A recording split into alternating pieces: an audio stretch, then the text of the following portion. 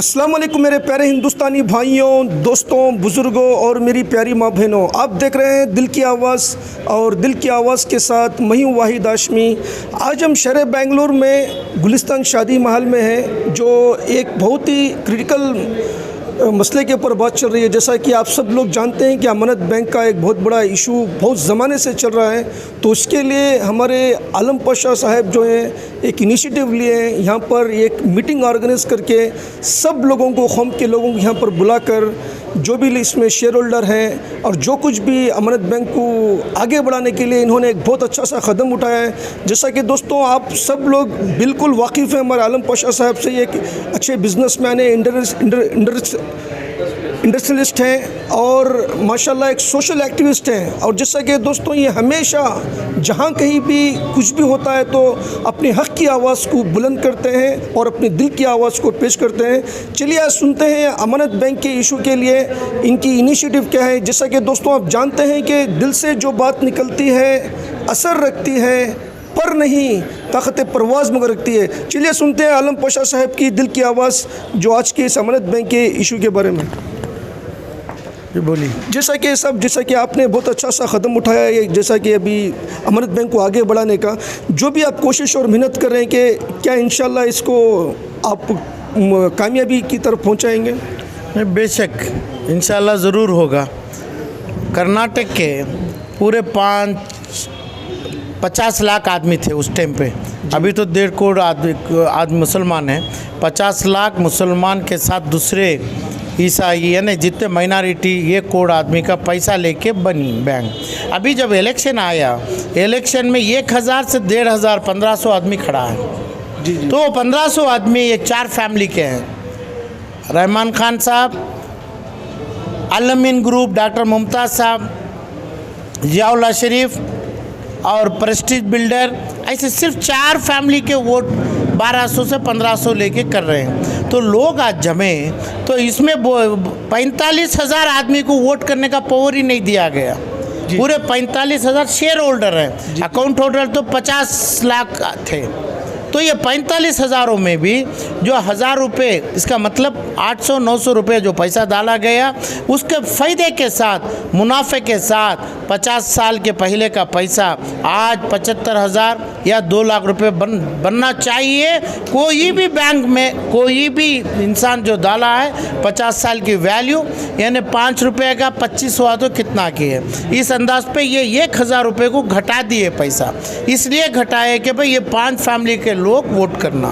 तो ये वोट में इनके लोग जैसा 45 साल से आए हैं, तो ये साल ऐसा ही आके अपना जीत ऐलान करने का मुहिम बनाए। तो इसलिए जितने लोग आज जमे, इन्होंने बोले हमने राइट चाहिए, हक चाहिए वो इलेक्शन का। तो इसलिए हमें कोशिश करेंगे सरकार से, ऑफ कर्नाटका से और हाई कोर्ट और रेस्पेक्टेड सुप्रीम कोर्ट से, ये पूरे लोगों को हक दिलाने का, चाहे इलेक्शन के पहले भी हो या इलेक्शन के बाद भी हो, हक तो मिलेगा। जो इंसान छीन के भागता है, जो इंसान किसी का चीज़ लेके भागता है, इन्हें कभी भी लायक कानून में इज़्ज़तदार अवार्डी नहीं बन सकता है। कहाँ भी यहाँ पे नहीं तो अभी का रशा में पकड़े जाएगा। ऐसा कि इलेक्शन कभी भी हक से वैलिड हुआ तो ही इलेक्शन है। इलेक्शन हो गया, इनकी जीत हो गई तो जीत पक्की नहीं है। जीत हक के साथ हुई है क्या, ये हमें कोर्ट से भी साबित करेंगे, सरकार से भी पूछेंगे। इसकी कोशिश है। ये लोगों को भी हमें उम्मीद दिए हैं, जिस हालात में है इस हालात में ये लोग भी जीतेंगे। इसके बावजूद भी अल्लाह से उम्मीद रखें कि आप लोग भी कंटेस्ट करें, अपना हक इस हालात में भी ना छोड़ें, अपना हक, और क़ानून को जाके भी बड़ा हक लेंगे, बड़े से वोट्स लेंगे। हो सकता है अगले 4 या 5 साल के बाद 5, 15, 25 लाख आदमी का वोट होगा, तो बहुत खूबसूरत बाड़ी आएगी।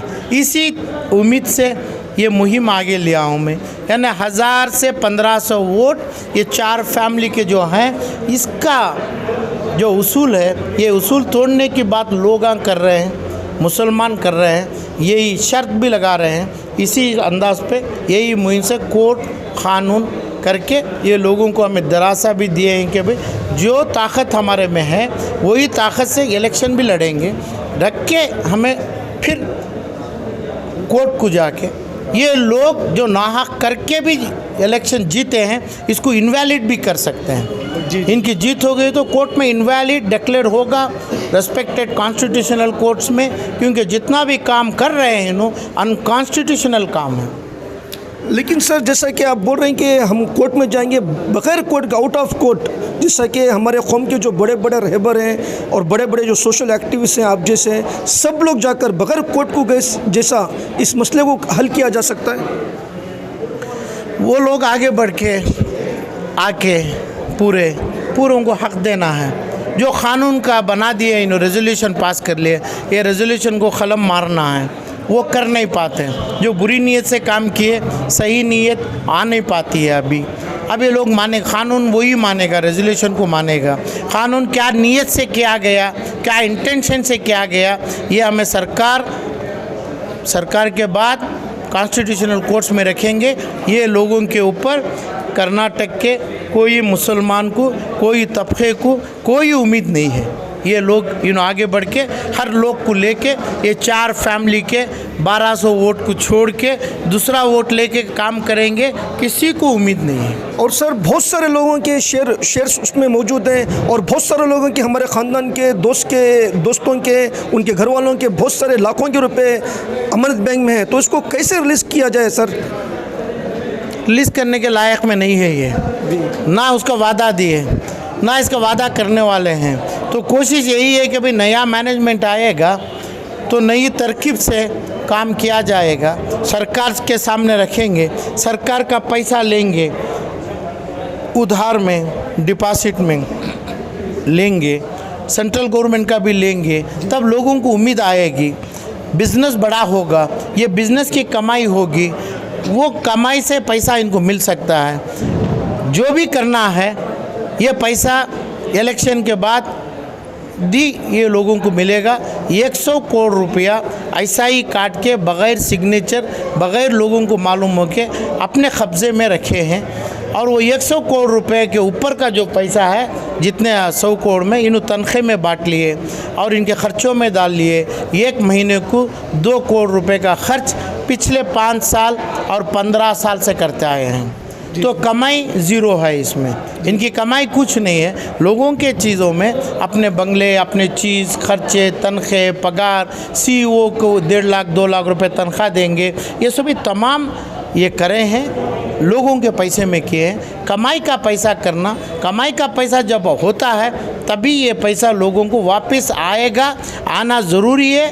क़ानून वही बोलेगा, नहीं भी आया तो बिल्डिंग जो बैंक की अमानत प्रॉपर्टीज़ है, ये प्रॉपर्टीज़ बेच के भी ये देना पड़ेगा, देना चाहिए। 101% लोगों का पैसा मिलना चाहिए, मिलेगा ज़रूर मिलेगा इंशाल्लाह। और जैसा कि मैंने यहाँ पर मीटिंग में देखा कि बहुत सारे लोग आपसे मुतासिर हैं, क्योंकि आप हमेशा हक़ की आवाज़ को बुलंद करते हैं। तो इस अमानत बैंक के इशू पर इंशाल्लाह आप इसको इनिशिएटिव लेकर आगे बढ़ाकर इसको पूरी की कामयाबी इंशाल्लाह दिला सकते हैं कि आप लीडिंग पर्सन बन सकते हैं क्या इसके लिए? इंशाल्लाह अल्लाह से उम्मीद है होगा।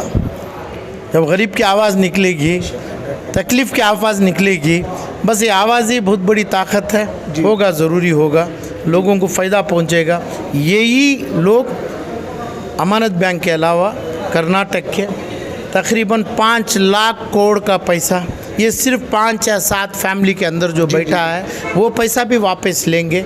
अमानत बैंक से ही नहीं, 100 करोड़ में ही खड़ेंगे नहीं, 5 लाख करोड़ रुपए भी हमारा हक़, ये मुसलमानों की आहा लग के जो है अल्लाह इनको वापस लौटाएगा, इतनी भी उम्मीद है। माशाल्लाह दोस्तों, जैसा कि आपने हमारे आलम पाशा की दिल की आवाज़, अनियास भी आप कुछ कहेंगे? जैसा कि हम पर हमारे एक ऑडिटर साहब हैं, 1 सेकंड साहब आप खड़िए साहब, 1 सेकंड रुकिए 2 मिनट। यहाँ पर हमारे एक नियाज़ अहमद खान साहब हैं जो बेंगलोर डिस्ट्रिक्ट के पिटिशनर के डायरेक्टर भी हैं, टैक्स के, और ऑडिटर हैं, CA हैं। चलिए इनसे पूछते हैं इनकी दिल की आवाज़ क्या कहती है इस अमानत बैंक के इलेक्शन से रिलेटेड और इसके इशू से रिलेटेड। अब आखिरी सवाल आप आलम पाशा साहब से पूछे थे कि आप कहीं को ऐसा इनिशिएटिव ले रही, क्यों आगे बढ़ पा रही घर को।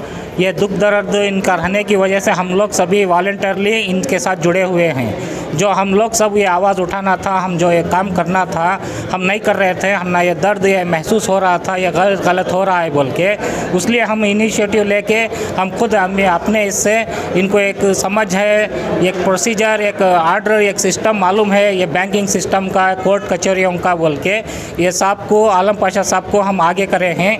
हम शेयर होल्डर्स हैं, हमें हमारे ऊपर ये गुजरा है, हमारे ऊपर से ये चालबाजी मक्कारी चल रही थी।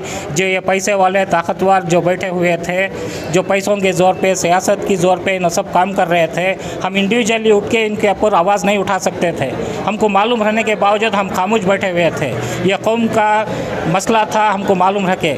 अब ये आलम पाशा साहब ये तहरीक शुरू करे हैं, हम इंशाल्लाह इस तारीख में जुड़े हुए हैं। खाली इसी में नहीं और दूसरे अदारों में भी जो नाइंसाफ़ी हो रही है, धुंधलाई हो रही है, लूट मार चल रही है, उसमें सब जुड़ के रहेंगे और आलम पाशा साहब के साथ भी देंगे माशाल्लाह। जैसा कि दोस्तों यहाँ पर हमारे एक सेकंड साहब सैयद आप खड़िए सर, मैं फिनिश कर देता हूँ। सैयद नहीं, I will finish 1 second. Syed Nasrullah साहब की दिल की आवाज़ सुनते हैं आज के इशू से रिलेटेड। अमानत बैंक के मामले में जो भी जितने भी शेयर होल्डर है, जिसका हक़ है, उस हक़ के लिए, एक अवाम के हक़ के लिए जो गरीब और मसीहा बनकर आलम पाशा साहब ने कदम उठाए हुए हैं और सबकी दुआ के साथ इनके साथ और भी हिम्मत हौसला ही सबकी मिलेगी।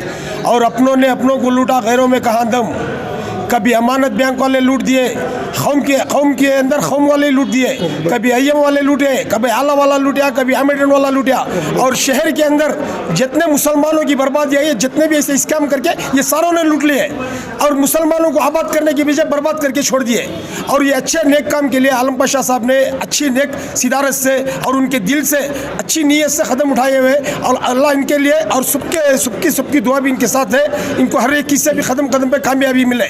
और जो भी हम भी जो जितने भी आवाम है, हम सब मिलकर साथ रहेंगे। गैरों में कहाँ दम, अपनों ने लूट लिया, हम लोगों को हम अपने ही लूट कर सब बर्बाद करके छोड़ दिए। शहर के अंदर, बेंगलुरु शहर के अंदर हर मुसलमान का हक़, जितने गरीब मिस्किन जो भी मजबूर है, उनका हक़ उन तक पहुंचना चाहिए। जब मैं गवर्नमेंट से भी अपील करता हूं, जो भी अब प्रेजेंट गवर्नमेंट है, जो गवर्नमेंट से कुछ ना कुछ अपील करके जो स्कैम जितना भी हुआ है बेंगलुरु के अंदर, जितने भी मुसलमानों का हक़ है उन तक पहुँचना चाहिए। जो थोड़ा बहुत भी पहुँचना चाहिए, 50% तक भी पहुँचना चाहिए उन लोगों का, उनके घरों को आबाद करना चाहिए। हर मामले में मुसलमान परेशान है, हर कौम के अंदर भी परेशानी है और इसलिए इंशाअल्लाह काम करेंगे। जय हिंद, जय कर्नाटका। जैसा कि दोस्तों अभी आपने हमारे सैयद नसरुल्लाह साहब की दिल की आवाज़ सुनी और हमारे आलम पाशा साहब की दिल की आवाज़ सुनी। जैसा कि दोस्तों हमारे जो आलम पाशा जो हैं हमेशा हक़ की नारा बुलंद करते हैं और हक़ की आवाज़ को बुलंद करते हैं और इनका मानना है कि इनकी पूरी कोशिश और मेहनत रहेगी कि अमानत बैंक को बिल्कुल आने वाले इलेक्शन से पहले सारे कौम के रहबरों को लेकर, कौम के लोगों को लेकर इंशाल्लाह इस अमानत बैंक को आगे बढ़ाएंगे। ये सिर्फ यही मसले पर नहीं बल्कि वक्फ बोर्ड के मसले पर जहाँ कहीं भी अगर कुछ नाहक होता है तो वो हमेशा हक़ की आवाज़ को बुलंद करते हैं और हक़ का नारा बुलंद करते हैं और अल्लाह से मदद मांगते हुए, अल्लाह के ऊपर यकीन रखते हुए ये हमेशा अपनी दिल की आवाज़ को पेश करते हैं। और यहाँ पर हमारे साथ नियाज़ अहमद खान साहब हैं, CA और ऑडिटर हैं, और हमारे सैयद नसरुल्लाह साहब उर्फ चीचा, वो एक शायरी कहना चाहते थे कि हमें अपनों ने लूटा है, गैरों में कहाँ दम था, मेरी किश्ती जहाँ डूबी थी वहाँ पानी कम था। यहाँ पर तो सब जगह पर अपनों ने ही हमको लूटा है। तो इंशाअल्लाह हम अल्लाह से उम्मीद करते हैं और ऐसे क़याम को रहबरों से उम्मीद करेंगे कि ये अल्लाह पाक के करम से ये लोगों की हक़ की आवाज़ को और हक़ दिल की आवाज़ को बुलंद करते हुए ये इन लोगों को हक़ दिलाएं। यही मेरे दिल की आवाज़ है और मैं दुआ करता हूँ कि अल्लाह पाक हमारे आलम पाशा साहब को खुश आबाद रखे, सलामत रखे, लंबी उम्र के साथ रखे। यही मेरे दिल की आवाज़ है। इंशाअल्लाह फिर मिलेंगे किसी अच्छे इंसान की दिल की आवाज़ के साथ। खुदा हाफिज़, अस्सलाम वालेकुम, जय हिंद, जय कर्नाटका। अस्सलाम वालेकुम।